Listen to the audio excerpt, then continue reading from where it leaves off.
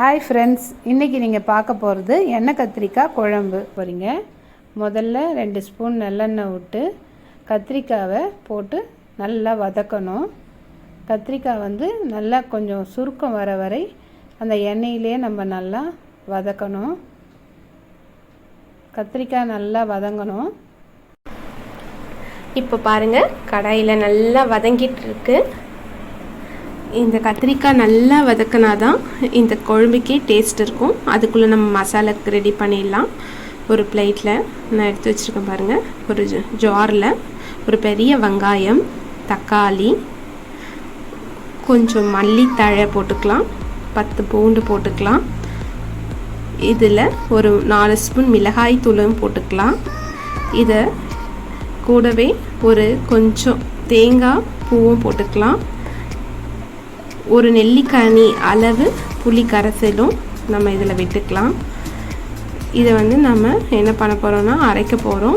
இதுக்குள்ளே பாருங்கள், நமக்கு கடாயில் நல்லா கத்திரிக்காய் வெந்து நல்லா இருக்குது.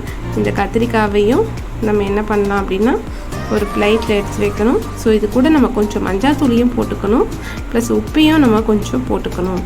இது பிளேட்டில் நம்ம எடுத்து வச்சிடலாம். இந்த கத்திரிக்காய் நல்லா வெந்திருக்கு, உங்களுக்கு பார்க்கும் போதே தெரியும். ஸோ இதை நம்ம விழுது மாதிரி அரைச்சி எடுத்துக்கலாம். பாருங்கள் ஃப்ரெண்ட்ஸ், விழுது மாதிரி வந்துடுச்சு. இப்போது நம்ம ஒரு கடாயில் நல்லெண்ணெய் ஒரு 6 ஸ்பூன், கொஞ்சம் கடுகு கொடுத்துருக்கேன், அதை பொரிஞ்சிட்ருக்கு. அது கூடவே நம்ம வெந்தயம் போட்டுக்கலாம், கொஞ்சம் உளுத்தம்பருப்பு போட்டுக்கலாம். உளுத்தம்பருப்பு எல்லாம் பொரிஞ்ச உடனே கறிவேப்பிலையும் கொஞ்சம் போட்டுக்கலாம். கறிவேப்பிலை பொரிஞ்ச உடனே ஒரு பெரிய வெங்காயம், இது கூடவே நம்ம ஒரு 10 பூண்டும் போட்டுக்கலாம்.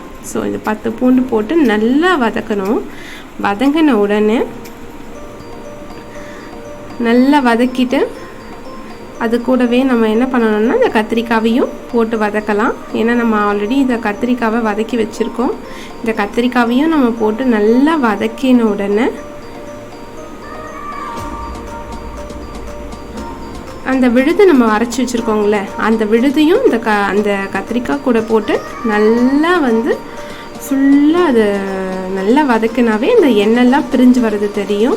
இப்போ தேவையான அளவு தண்ணியும் ஊற்றி உப்பும் போட்டு நம்ம தட்டு போட்டு மூடி வச்சு ஒரு 10 நிமிஷம் கழித்து பார்த்தா செம்மையான ஒரு கத்திரிக்காய் குழம்பு கிடைக்கும். இது ரியல் டேஸ்ட்டு நமக்கு ஒரு ஃபிஷ் குழம்பு, ஒரு கறி குழம்பு சாப்பிட்ற அளவுக்கு இருக்கும். நாங்கள் வீட்டில் ரைஸ் எடுத்து வச்சுருக்கோம். இது ரைஸ்க்கு ரொம்ப நல்லா இருக்கும். இந்த குழம்பு ஊற்றி ரைஸில் போட்டு சாப்பிட்டா வா, வெரி நைஸ். இது நீங்களும் ட்ரை பண்ணுங்கள். இந்த வீடியோக்கு லைக் கொடுங்க, சப்ஸ்கிரைப் பண்ணுங்கள், கமெண்ட்டில் சொல்லுங்கள். தேங்க்யூ.